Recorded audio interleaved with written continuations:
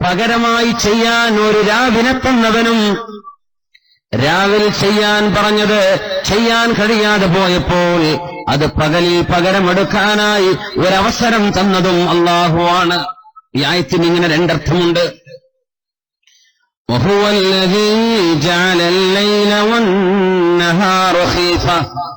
അല്ലാഹുവാണ് രാവും പകലും മാറി മാറി വരുന്നതായി സൃഷ്ടിച്ചത് അല്ലാഹുവാണ്. നാളെ 7 മണിയാകുമ്പോഴേക്കും സൂര്യപ്രഭ ഭൂമിയിലുണ്ടാകുമെന്ന് ആരറിഞ്ഞു?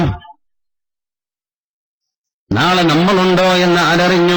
നാളെ സൂര്യൻ ഉദിക്കുമോ എന്ന് ആരറിഞ്ഞു? നമ്മൾ നാളത്തേക്ക് പ്ലാൻ ചെയ്തു കഴിഞ്ഞ് നാളെ 8 മണിക്ക് കട തുറക്കണം, നാളെ 9 മണിക്ക് ഓഫീസിലെത്തണം, നാളെ 10 മണിക്ക് ഫ്ലൈറ്റ്. എന്തറിഞ്ഞു നമ്മൾ?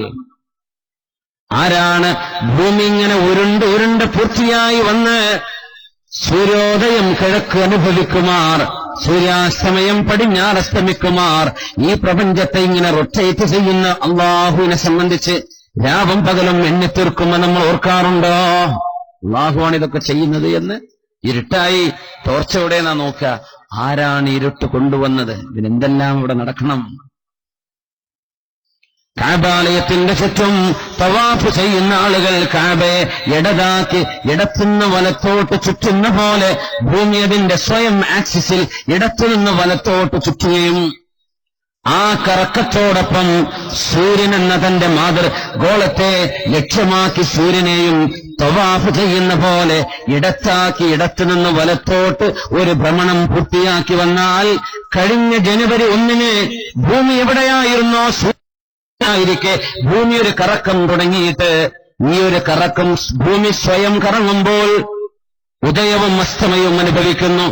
ആ കറക്കത്തോടൊപ്പം കറങ്ങി കറങ്ങി കറങ്ങി കറങ്ങി കറങ്ങി സൂര്യൻ എന്ന ഒരു കേന്ദ്രബിന്ദുവിന് ചുറ്റും ഒരു കറക്കം പൂർത്തിയാകുമ്പോൾ അടുത്ത ജനുവരി 1 ആകുന്നു. 365 ദിവസം ഈ ഭൂമി സൂര്യന്റെ ചുറ്റും കറങ്ങുകയായിരുന്നു. നമ്മൾ അറിഞ്ഞിട്ടില്ലല്ലോ. നമ്മൾ അറിഞ്ഞോ? ഇല്ല. എത്ര സ്പീഡിലാണ് നമ്മൾ ഓടിയെന്നറിയോ? ഒരു കൊല്ലം ഓടിയില്ലപ്പോ. 2016 15 ഉണ്ടായിരുന്നു. അത് കഴിഞ്ഞ് 16 പിറക്കുമ്പോഴേക്കും ഓരോ മണിക്കൂറിൽ ഞാനും നിങ്ങളും ഭൂമിയോടൊപ്പം സഞ്ചരിച്ച ദൂരം എത്രയാണെന്നറിയുമോ? 1,08,000 കിലോമീറ്റർ പെർ അവർ. ഒരു മണിക്കൂറിൽ 1,08,000 കിലോമീറ്റർ. ഒരു മണിക്കൂറിൽ 1,08,000 കിലോമീറ്റർ സൂര്യന്റെ ചുറ്റും ഭൂമി കറങ്ങി തിരിഞ്ഞാലേ ഒരു ഡിസംബർ 31 ഉണ്ടാകൂ. ഒരു തവണ തവാഫ് പൂർത്തിയാക്കാൻ എടുക്കുന്ന സമയമാണിത്. അപ്പോഴാ നമ്മൾ പുതിയ സമയം പിറന്നു, പുതിയ വർഷം ആരംഭിച്ചു എന്ന് പറയുന്നത്. അത് സൂര്യന്റെ കറക്കമാണ്. അതുകൊണ്ടാണ് നമ്മൾ ഗ്രിഗോറിയൻ കലണ്ടർ എന്നോ സോളാർ കലണ്ടർ എന്നോ പറയുന്നത്, ക്രിസ്ത്യൻ കലണ്ടർ എന്നോ പറയുന്നത്. സൂര്യന്റെ ചലനമാണ്. നമ്മൾ അറിഞ്ഞോ വല്ലതും? നമ്മുടെ വാഹനങ്ങളൊക്കെ ഓടുന്നുണ്ട്, ചിലയിടത്തൊക്കെ ക്യാമറയും വെച്ചിട്ടുണ്ട്. ഗൾഫിലുള്ളതൊക്കെ ഇവിടെ ഉണ്ടല്ലോ. അതിനെ പറ്റി റോഡൊന്നും ഇല്ലെങ്കിലും ക്യാമറ റെഡിയാണ്. സുബ്ഹാനല്ലാഹ്. 80ന്റെ മേലെ പോയി അടിക്കുന്നു. 80 പോയിട്ട് 60 ഓടാൻ പറ്റണ്ടേ റോട്ടില്? മണിക്കൂറിൽ 60 കിലോമീറ്റർ സ്പീഡൊക്കെ നമുക്ക് ഇവിടെ പോകും. പിന്നെ വലിയ വളവന്മാരൊക്കെ ആണെങ്കിൽ 100 സ്പീഡിലൊക്കെ പോയി എന്ന് വരും. മണിക്കൂറിൽ 100. ഒരു ട്രെയിൻ മണിക്കൂറിൽ ഒരു 150 സ്പീഡിൽ ഓടുകയെന്ന് സങ്കല്പിക്കുക. നമ്മള് കല്ലായിലെ ഗേറ്റിന്റെ അടുത്തോ അല്ലെങ്കിൽ ഏതെങ്കിലും റെയിൽവേ ഗേറ്റിന്റെ അടുത്തൊക്കെ പോയി നിൽക്കുക. ആ ട്രെയിൻ നോൺ സ്റ്റോപ്പായിട്ട് പോകുന്ന നേരത്തെ അടുത്ത് പോയി നിൽക്കാൻ പറ്റും? പാറിപ്പോകൂലേ? രാജധാനി എക്സ്പ്രസ് ഒക്കെ പോകുന്നിടത്ത് പോയി നിന്നാൽ അടുത്ത് നിൽക്കാൻ പറ്റുമോ? 1 മീറ്റർ അകത്ത് നിൽക്കാൻ പറ്റുമോ? പാറിപ്പോകും. നമ്മൾ പോകുന്ന എത്ര? മണിക്കൂറിൽ 100, 110, 120, 150 കൂട്ടുക, 200 തന്നെ കൂട്ടുക. മണിക്കൂറിൽ 200 കിലോമീറ്റർ അപ്പൊ പോവുക. നമ്മുടെ ഈ സൂര്യന്റെ ചുറ്റും കറങ്ങുന്ന സ്പീഡ് മണിക്കൂറിൽ 1,08,000 കിലോമീറ്ററാണ്. അതിനെ വെല്ലാൻ മാത്രമൊന്നും ഒരു വാഹനമായിട്ടില്ല. നമ്മൾ അറിയുന്നുണ്ടോ? കൊടുങ്കാറ്റിട്ട് തോന്നുന്നുണ്ടോ ഭൂമിയുടെ മേലെ? കാറ്റിങ്ങനെ കാറ്റടിച്ച് വീശുന്നു പോകുന്നു. ഇപ്പൊ വല്ല കാറ്റും അറിയുന്നുണ്ടോ? ഈ അന്തരീക്ഷത്തോടുകൂടെ ഇതേ ശാന്തതയോടുകൂടെ അരയിടത്ത് പാലത്തെ ഈ മനോഹരമായ മജ്ലിസിൽ ഒരു കൊടുങ്കാറ്റ് നമ്മൾ അറിയുന്നില്ല. നമ്മൾ 1 മണിക്കൂർ കഴിയുമ്പോഴേക്കും സൂര്യന്റെ ചുറ്റും നമ്മൾ ഓടിത്തീർക്കുന്ന ഓട്ടം 1,08,000 കിലോമീറ്ററാണ്. ഇത് വിശുദ്ധ ഖുർആൻ പറഞ്ഞ ഒരു വസ്തുത കൂടിയാണ്. ബിസ്മില്ലാഹിർ റഹ്മാനിർ റഹീം. വതറൽ ജിബാല തഹ്സബുഹാ ജാമിദ. നബിയെ, പർവ്വതങ്ങൾ നോക്കുമ്പോൾ അങ്ങേക്ക് തോന്നുന്നുവല്ലോ, വഹിയ ജാമിദ, പർവ്വതങ്ങൾ അനങ്ങുകയില്ലെന്ന് തോന്നുന്നു, ചലിക്കുന്നില്ലെന്ന് തോന്നുന്നു. ഖുർആൻ നമ്മളോട്, അള്ളാഹു നമ്മളോട് കാണിച്ച ഒരു ചെറിയ അൽ അദബുൽ ഇലാഹി. അള്ളാഹുവിന് എന്തൊക്കെ പറയാം? നിങ്ങൾക്ക് വല്ലതും അറിയോ? ഇതൊക്കെ ഓടുന്നുണ്ട് എന്ന് പറയാം. നിങ്ങൾക്ക് തോന്നുന്നുണ്ട് ഓടുന്നില്ലെന്ന്. താമരശ്ശേരിയിലെ പർവ്വതം, അടിവാരത്തിൽ നിന്ന്, അടിമാലിയിലും പർവ്വതമുണ്ട്, അടിവാരത്തും പർവ്വതമുണ്ട് അല്ലേ? ഒന്ന് ഇടുക്കിയായിപ്പോയി, ഒന്ന് കോഴിക്കോട് ജില്ലയായിപ്പോയി, അത്രയല്ലേ വ്യത്യാസമുള്ളൂ. അടിമാലിയിലെ പർവ്വതം അടിവാരത്തേക്കോ, അടിവാരത്തെ മലകൾ അടിമാലിയിലേക്കോ നീങ്ങിപ്പോയത് കണ്ടിട്ടുണ്ടോ? ഇല്ലല്ലോ. ചുരം കയറി പോകണ്ടേ? വയനാട്ടൊക്കെ പോകുമ്പോഴേ പർവ്വതം നീങ്ങുന്നത് അറിഞ്ഞോ? ഇല്ല, അത് അവിടെ തന്നെയാണ്. ബില്യൺ കണക്കിന് കൊല്ലം മുമ്പ് അവിടെ തന്നെ ആയിരിക്കണം. വതറൽ ജിബാല, പർവ്വതങ്ങൾ ഇങ്ങനെ നോക്കുമ്പോൾ തഹ്സബുഹാ ജാമിദ, നിങ്ങൾക്ക് തോന്നുന്നു അത് അനങ്ങുന്നില്ലെന്ന്. വഹിയ തമുറു, ഉഷാറാണ് കേട്ടോ, മൈക്ക് നല്ല ഉഷാറായിരിക്കണം, അവിടെ നോട്ടെ. വഹിയ തമുറു മർറ സഹാബ്, മേഘം നടക്കുന്ന പോലെ, മേഘം സഞ്ചരിക്കുന്ന പോലെ ഈ പർവ്വതങ്ങൾ സഞ്ചരിച്ചുകൊണ്ടിരിക്കുന്നുണ്ട്. മേഘം പോകുന്ന പോലെ പോകുന്നുണ്ട്, നിങ്ങൾക്ക് തോന്നുന്നു അനങ്ങുന്നില്ല. ഇത് ഭൂമി അനങ്ങുന്നതിനെ പറ്റി പറഞ്ഞതാണ്. എവിടുന്ന് മനസ്സിലായി? മർറ സഹാബ്, ലോകാലോകങ്ങളിൽ മനുഷ്യബുദ്ധിയെ പരിപോഷിപ്പിക്കാനാണ് അല്ലാഹുവിന്റെ വചനങ്ങൾ ഖുർആനിൽ കിടക്കുന്നത്. ലോകാലോകങ്ങളിൽ ഓരോ സമയമെടുത്തു നോക്കിയാലും പുതിയ പുതിയ അർത്ഥങ്ങൾ, പുതിയ പുതിയ അർത്ഥതലങ്ങൾ, ആശയങ്ങൾ, പുതിയ പുതിയ രഹസ്യങ്ങൾ, നിഗൂഢതകൾ ചുരുളഴിയുന്നു. ശുദ്ധ ഖുർആൻ അങ്ങനെയാണ്. പർവ്വതം ചലിക്കുന്നില്ലെന്ന് തോന്നുന്നു നബിയെ, വഹിയ തമുറു, എന്നാൽ അവയൊക്കെ ചലിക്കുന്നുണ്ട്.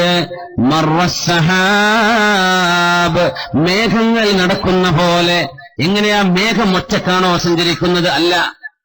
കാറ്റ് കൊണ്ടുപോകുമ്പോൾ കാറ്റിന്റെ കൂടെയാണ് മേഘം പോവുക. മേഘം ഒറ്റക്ക് സഞ്ചരിക്കുന്നില്ല. മേഘത്തെ കാറ്റ് കൊണ്ടുപോവുകയാണ്.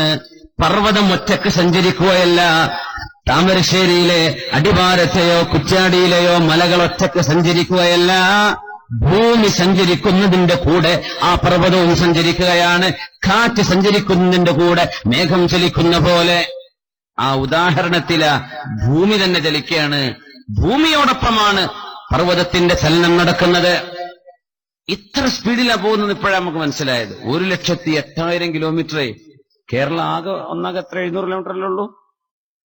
1 മണിക്കൂർ കൊണ്ട് 1,08,000. ഗൾഫ് തന്നെ 2,600-3,000 കിലോമീറ്റർ ഒക്കെ വരുന്നുള്ളൂ അല്ലെ? ഭൂമിയുടെ മൊത്തം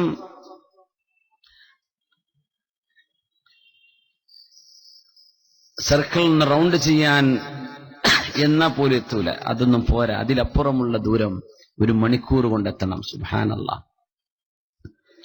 അപ്പോഴാണ് മനുഷ്യൻ അത്ഭുതപ്പെട്ടു പോയത്. അങ്ങനെ സഞ്ചരിക്കുന്ന ഒരു സംഗതി ഞങ്ങളാരും അറിഞ്ഞില്ലല്ലോ. കോഴിക്കോട്ടുകാരൻ അറിഞ്ഞിട്ടില്ലല്ലോ, മലപ്പുറത്തുകാരൻ അറിഞ്ഞിട്ടില്ലല്ലോ. ഞങ്ങൾ വളരെ കൂളായിട്ട് നടക്കുന്നു, ഭൂമി ഇങ്ങനെ പോകുന്നുണ്ടെന്ന് ആരറിഞ്ഞു? ഒരു ട്രെയിൻ പോകുമ്പോഴുള്ള ഒച്ചപ്പാട് പോലുമില്ലാതെ, ഒരു കാറ്റടിക്കുമ്പോഴുള്ള ഒരു കൊടുങ്കാറ്റിന്റെ ഫീല് പോലുമില്ലാതെ, കോടാനുകോടി മനുഷ്യരെയും കൊണ്ട് അവരുടെ വീടും ബിൽഡിങ്ങുകളും വാഹനങ്ങളും ഒക്കെ ഓടിക്കൊണ്ടിരിക്കെ, 10,000 ലക്ഷക്കണക്കിന് പറവകൾ ഈ അന്തരീക്ഷത്തിന്റെ അകത്ത് പാറിക്കളിച്ചുകൊണ്ടിരിക്കെ, ഈ അന്തരീക്ഷ മടക്കം ഒന്നിച്ചാ പോകുന്നത്. എന്നിട്ടെന്തേ ഞങ്ങളതിന്റെ കുലുക്കമറിയാതെ പോയത്? അതിന് മറുപടിയാണ് ആയത്തിന്റെ ബാക്കി ഭാഗം. സുൻ അല്ലാഹ്, ഇത് അല്ലാഹു ചെയ്ത സൃഷ്ടിയാണ്. അതുകൊണ്ട് നിങ്ങൾക്കിവിടെ ഒച്ചപ്പാടറിയുന്നില്ല. നിങ്ങൾക്ക് ഈ പോക്കിന്റെ ഗൗരവം അനുഭവിക്കേണ്ടി വരുന്നില്ല. ഓടുന്നുണ്ട്. നിങ്ങൾക്ക് കൊടുങ്കാറ്റായി ഭൂമിയുടെ അന്തരീക്ഷത്തിൽ കൊടുങ്കാറ്റുകൾ ഉണ്ടാകുന്നില്ല. അല്ലദീ അത്ഖന കുല്ല ഷൈഇൻ, എല്ലാ വസ്തുക്കളും കൃത്യമായി സൂക്ഷ്മമായി പടക്കുന്നവനാണ് അല്ലാഹു. അതുകൊണ്ടാണ് ഇത്രയും സ്പീഡിൽ പോയിട്ടും നിങ്ങൾ അറിയാതെ പോയത്. അങ്ങനെ ഒരു യാത്ര നമ്മെക്കൊണ്ട് കഴിഞ്ഞ ജനുവരി 1 തുടങ്ങിയ ഭൂമി, ആ ഒരു യാത്ര സൂര്യന് ചുറ്റും കഅബയെ തവാഫ് ചെയ്യുന്ന അതേ രീതിയിൽ ഇടത്തുനിന്ന് വലത്തോട്ട് ആ ഭൂമി തിരിയുന്നത്. അങ്ങനെ ഒരു കറക്കം കറങ്ങി പൂർത്തിയാവുന്ന മുഹൂർത്തങ്ങളിലാ അള്ളാഹുവിനെ മറക്കാൻ ചില ആളുകൾ മനഃപൂർവ്വം ശ്രമിക്കുന്നത്. അല്ലാഹു ഹിദായത്ത് കൊടുക്കട്ടെ. ഇതൊക്കെ ഉണ്ടാക്കിയതിനെ കുറിച്ച് ആലോചിച്ചുവോ? ആരാതൊക്കെ ഉണ്ടാക്കിയത്? അതിനാണ് നമ്മളെ അള്ളാഹു നമുക്ക് സമയം തന്നത്.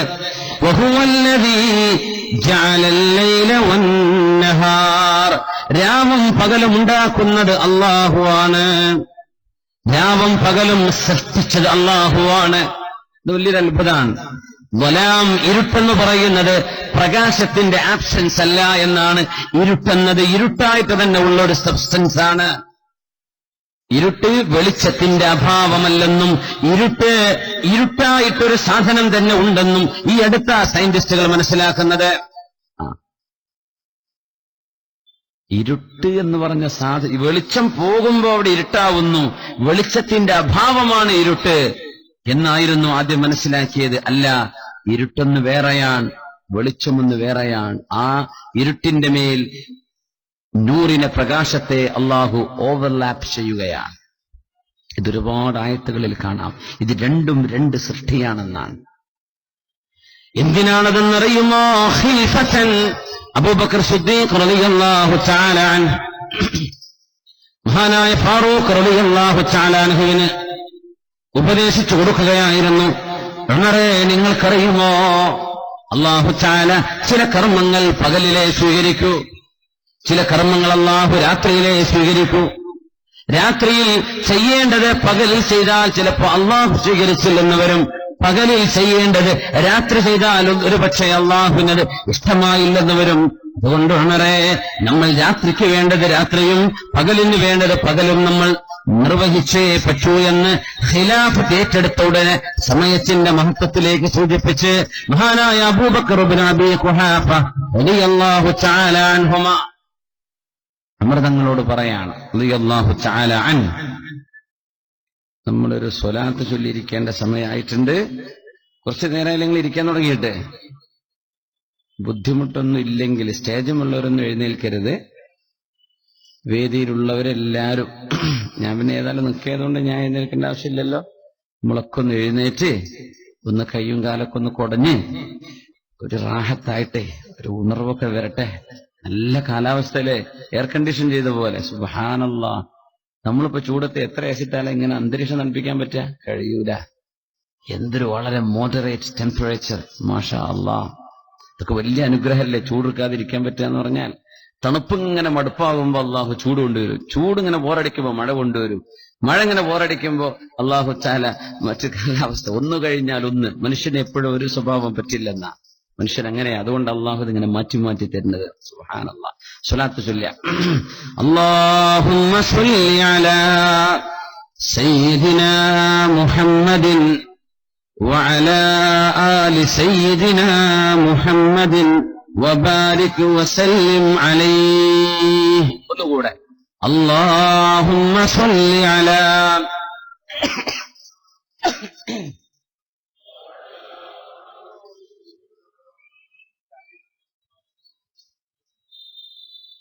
ഇരിക്കും സാർ, എല്ലാവരും ഇരിക്കും. ജസാക്കുമുല്ലാഹ് ഖൈർ. പിന്നെ മുപ്പര് എന്തിനാ നിൽക്കണത് നിങ്ങൾക്ക് മനസ്സിലായോ? മനസ്സിലായിട്ടുണ്ടല്ലോ ഇല്ലേ? എന്താ അറിയാത്ത പോലെ നിൽക്കണ? നമുക്ക് എന്ത് ചെയ്യാന്നറിയോ?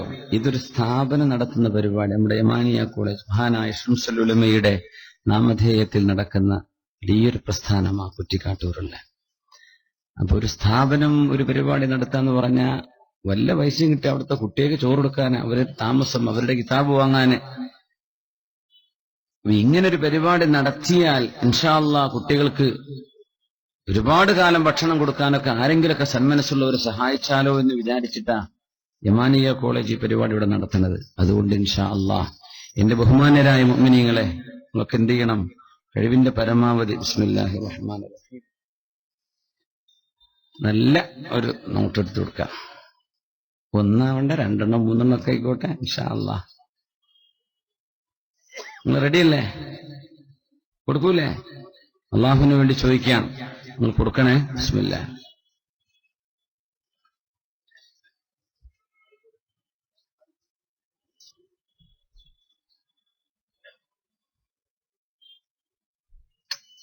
അൽഹംദുലില്ലാഹ്. അപ്പൊ സംഘാടകർ വരുങ്ങൾ പെട്ടെന്ന് എന്ത് ചെയ്യാ, നല്ലൊരു നിയ്യത്ത് ചെയ്ത് കൊടുക്കുക. നമ്മൾ ഇവിടുന്ന് ദുആ ചെയ്യും ഇൻഷാ അല്ലാഹ്. അല്ലാഹു തആല നമ്മുടെ കൂട്ടത്തിലൊക്കെ ഒരുപാട് ഔലിയാക്കന്മാരുണ്ടാവും. അവരെ കാമ്യം പറഞ്ഞാലേ നമ്മുടെ ക്ലിക്കായി പോയാൽ അത് മതിയാവും. അൽഹംദുലില്ലാഹ്.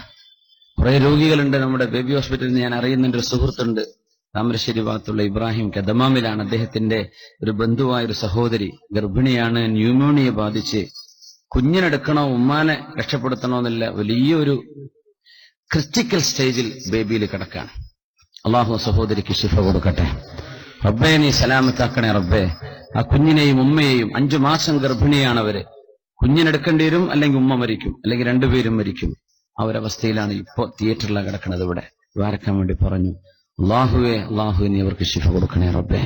എല്ലാ രോഗികൾക്കും നീ ശിഫ കൊടുക്കണേ അല്ലാഹ്. ആമീൻ യാ റബ്ബൽ ആലമീൻ.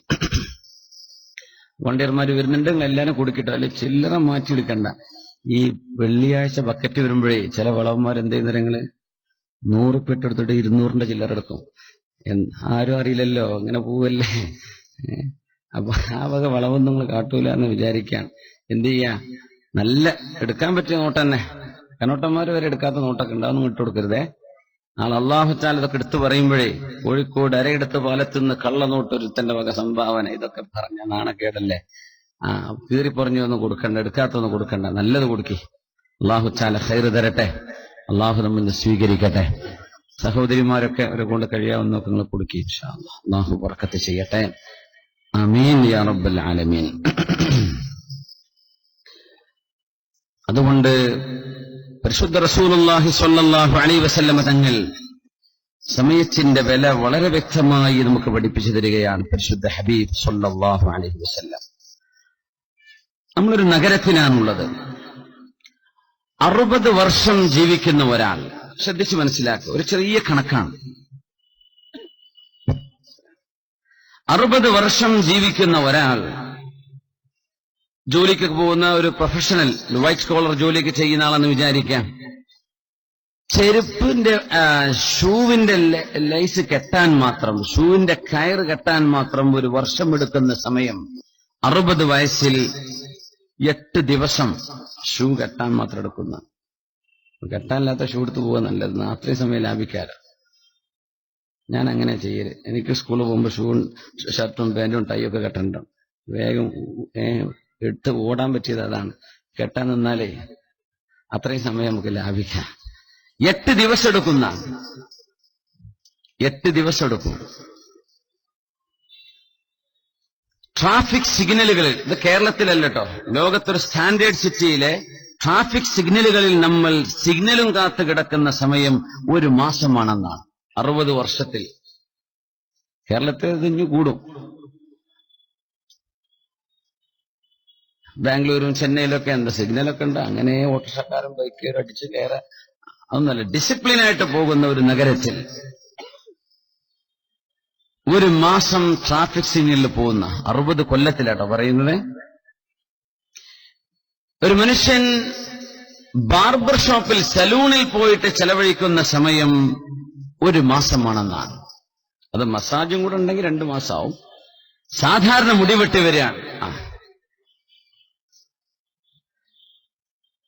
ലിഫ്റ്റുകൾ കയറും നഗരങ്ങളിൽ. നമ്മുടെ ബൈപ്പാസിലൊക്കെ വലിയ വലിയ സ്കൈ സ്ക്രാപ്പറുകളൊക്കെ വന്നുകൊണ്ടിരിക്കുകയാണല്ലേ. വലിയ വലിയ മാളുകളും ബിൽഡിങ്ങുകളൊക്കെ വരികയാണ്.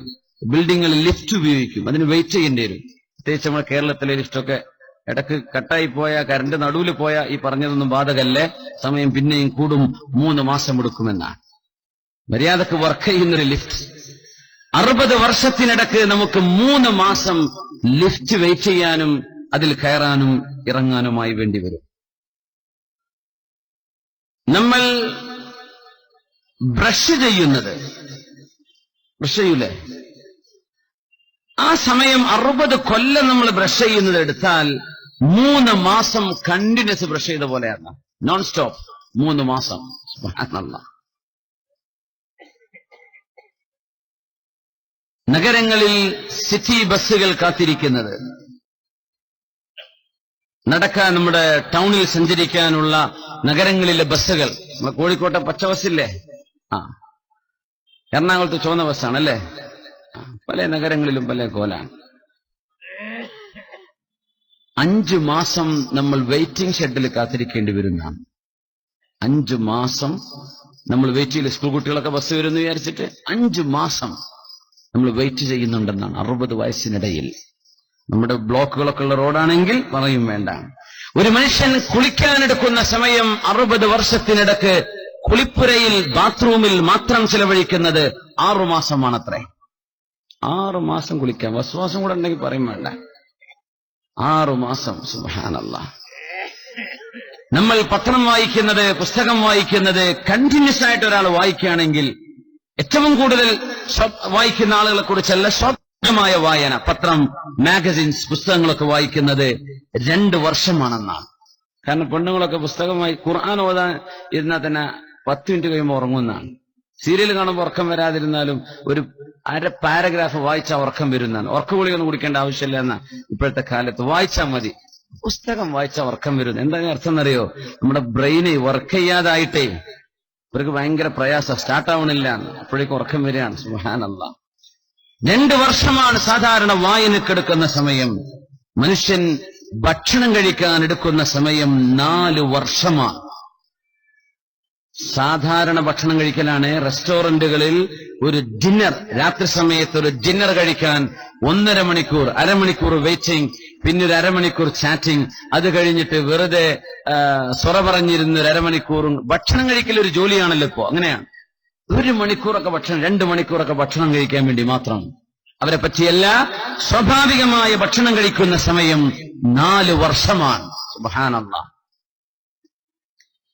സാധനങ്ങൾ മേടിച്ചു കൊണ്ടുവരാൻ അങ്ങാടിയിലേക്ക് പോകുന്നത്, വരുന്നത്, ഷോപ്പിംഗ് മാളിലൂടെ നടക്കുന്നത്, സാധനങ്ങൾ പർച്ചേസ് ചെയ്യുന്നത്, മനുഷ്യൻ ജോലി ചെയ്യുന്ന സമയം നോക്കിയാൽ 9 വർഷം നമ്മൾ ഭക്ഷണം തേടിയുള്ള ജോലിയിലാണ്. 60 വർഷത്തിൽ ഉറങ്ങുന്നത് കൂടെ അവസാനമായി കണക്കാക്കുകയാണ്. എത്ര ഉണ്ടാവും നിങ്ങൾ വിചാരിക്കുന്നത്? 60 കൊല്ലത്തിൽ ഉറങ്ങുന്ന സമയം 20 കൊല്ലം ഉറങ്ങുകയാണെന്നാ. 20 വർഷം. 20 വർഷം ഉറങ്ങിപ്പോയി. അന്നം തേടി 9 വർഷം, 29. തിന്നാൻ വേണ്ടി ഒരു 4 കൊല്ലം, 33. ഒരു 6 മാസം കുളിപ്പുരയില്, 33.5. ഒരു 5 മാസം ബസ് ഷെഡിൽ വെയിറ്റ് ചെയ്തിട്ടും, ട്രെയിൻ വെയിറ്റ് ചെയ്തിട്ടും. അങ്ങനെ നോക്കിയാൽ മനുഷ്യന്റെ ആയുസ്സിൽ ചെറിയൊരു ഭാഗമേ നമ്മൾ പ്രവർത്തിക്കുന്നുള്ളൂ എന്നാണ് അതിനർത്ഥം. 60 വയസ്സാണ് ഈ പറഞ്ഞത്. അത് സ്വാഭാവികമായ അഅ്മാറു ഉമ്മത്തി മാ ബൈന 60 വ 70. 60ന്റെയും 70ന്റെയും ഇടയിലാണ് ഈ ഉമ്മത്തിന്റെ ആയുസ് എന്ന് പരിശുദ്ധ റസൂലുള്ളാഹി സ്വല്ലല്ലാഹു അലൈഹി വസല്ലം. അതുകൊണ്ട് നമ്മൾ ഓർക്കുക, പരിശുദ്ധ ഹബീബ് സ്വല്ലല്ലാഹു അലൈഹി വസല്ലം തങ്ങൾ നമ്മളോട് പറഞ്ഞിരിക്കുന്നു, ലാ തസൂലു ഖദമ അബ്ദിൻ യൗമൽ ഖിയാമ. അന്ത്യനാളിൽ അല്ലാഹുവിന്റെ മുമ്പിൽ ഒരു കാലൊരു മനുഷ്യൻ എഴുന്നേറ്റ് ഒന്ന് മുന്നോട്ട് വെക്കാൻ കഴിയില്ല. ഹത്താ യുസ്അല അൻ ഉംരിഹി ഫീമ അഫ്നാ. ആയുസ് എവിടെയാണ് നശിപ്പിച്ചത് എന്ന് അള്ളാഹുവിനോട് മറുപടി പറയാതെ അള്ളാഹു ചാല വിടില്ലത്രേ. എവിടെ നശിപ്പിച്ചത്? അടിച്ചു പൊളിക്കുക എന്ന് പറയില്ലേ? ഒരു പുരക്ക് അടിച്ചു പൊളിക്കുക എന്ന് പറഞ്ഞാൽ എന്താ? തല്ലി തകർക്കുക എന്നാണ്. തല്ലി തകർക്കൽ ഒരർത്ഥാണ്, അടിച്ചു പൊളിക്കൽ വേറെ അർത്ഥമാണ് അല്ലേ? അപ്പൊ അങ്ങനെ പറയാം. തകർക്ക, ഇല്ലാതെയാക്കുക, സമയം കൊല്ലാണ്.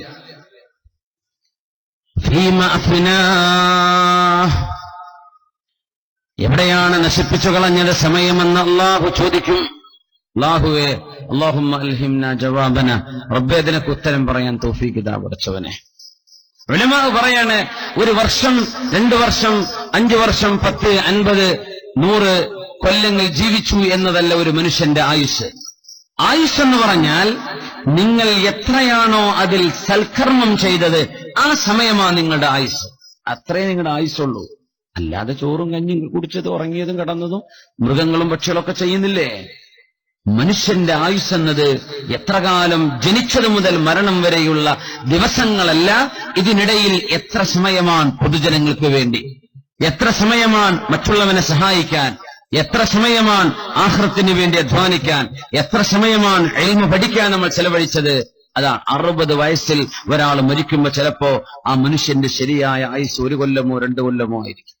അത്രയും പണിയെടുത്തിട്ടുള്ളൂ. ഗൾഫിൽ നിന്ന് വന്നാൽ പട്ടാളക്കാരും ഗൾഫിൽ നിന്ന് റിട്ടയർഡായി വന്ന ആൾക്കാരും ടിവിന്റെ മുമ്പിലാണെന്നാണ്. പട്ടാളക്കാർ റിട്ടയർഡായി വന്നാലും ഗൾഫുകാർ ഗൾഫ് നിർത്തി പോന്നാലും സീരിയൽ മുഴുവനും സീരിയൽ നടീനടന്മാരും പിന്നെ സിനിമക്കാരെ പറയും വേണ്ട, എല്ലാരെയും കാണാപ്പാടാണ്. സീരിയൽ സിനിമ കാണുക, ഇരിക്കുക, ചായ കുടിക്കുക, പോവുക, റിമോട്ടുമ കളിക്കുക. ഈ പണിയല്ലാതെ ഒന്നും ചെയ്യുന്നില്ലെന്നാണ്. അല്ലാഹുവേ, എന്തൊരു ദുര്യോഗമാണ്. അല്ലാഹു നമ്മുടെ ചെറുപ്പക്കാർക്കും നമുക്കും നമ്മുടെ രക്ഷിതാക്കൾക്കുമൊക്കെ മനുഷ്യന്റെ ഏറ്റവും അനുഗ്രഹം നിഅമതാൻ, 2 വലിയ നിഅമത്തുകളുണ്ട്. മഗ്ബൂനുൻ ഫീഹിമാ കസീറുൻ മിനന്നാസ്, അധികം ആളുകൾക്കും അതിന്റെ വിലയറിയില്ല. അധികം ആളുകൾക്കും വിലയറിയാത്ത 2 അനുഗ്രഹങ്ങൾ. നിങ്ങളുടെ വീടോ നിങ്ങളുടെ കാറോ നിങ്ങളുടെ മക്കളോ നിങ്ങളുടെ കച്ചവടമോ അല്ല. വില അറിയാത്ത, എത്രയാണ് അതിന്റെ വിലയെന്ന് പറയാൻ കഴിയാത്ത, മനുഷ്യൻ മനസ്സിലാക്കിയിട്ടില്ലാത്ത 2 അനുഗ്രഹങ്ങൾ. ഒന്ന് അസ്സുഹ